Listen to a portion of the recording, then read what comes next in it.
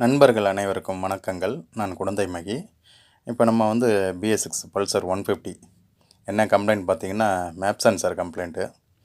Map sensor நல்லா இருக்கா நல்லா இல்லையாங்கிறது சுலபமாக எப்படி செக் பண்ணலாம் அப்படிங்கிறத பார்ப்போம். வண்டி வந்து பார்த்திங்கன்னா சுற்று வாங்கும், வண்டி அடைச்சி போகும், ஸ்டார்டிங் ட்ரபிள் ஜாஸ்தி பண்ணிக்கிட்டே இருக்குது. இதில் பார்த்திங்கன்னா நம்ம மேனிஃபோல்டு அப்சல்யூட் ப்ரெஷர் காட்டுது, சென்சார் காட்டுது.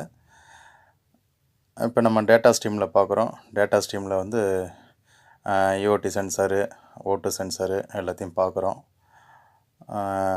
பிரச்சனை இல்லை. அதில் பார்த்திங்கன்னா O2 சென்சார் வந்து ரிச் மிக்சர் கட்டுது. பார்த்திங்கன்னா ஒரு உங்களுக்கு வந்து 0.700 வோல்ட்டு 0.800 அப்படின்ட்டு காட்டுது. அப்போ ரிச் மிக்சர் ஆகுது. ரிச் மிக்சர் ஆகுதுனாலே வேறு ஏதோ ஃபால்ட் இருக்குது, ஏர் சரியாக போகலங்கிறது அர்த்தம்.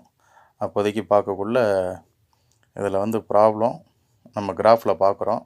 மேப் சென்சார் கரெக்டாக இருக்குங்கிறது. மேப் சென்சார் நல்லா வேலை செய்யுது. அந்த கிராஃபில் வந்து மேலேயும் கீழே இறங்கிது பாருங்கள்.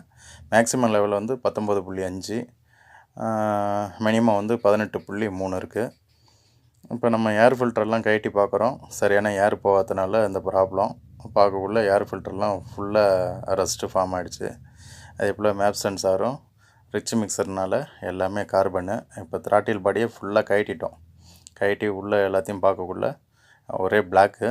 அது எல்லாத்தையும் நம்ம வந்து க்ளீன் பண்ணிடுறோம், இன்ஜெக்டர் க்ளீன் பண்ணிடுறோம். ரிச் மிக்சர் ஆகிறதுனால உங்களுக்கு வந்து கார்பன் வந்து O2 சென்சார்லேயும் ஜாஸ்தி இருக்கும்.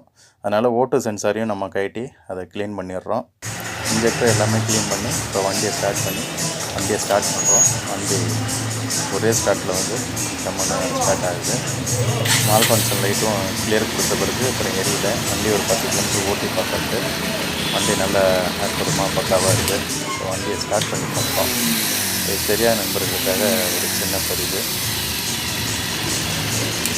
வண்டி ஒரே ஸ்டார்ட்டில் நல்ல அருமையாக ஸ்டார்ட் ஆகுது.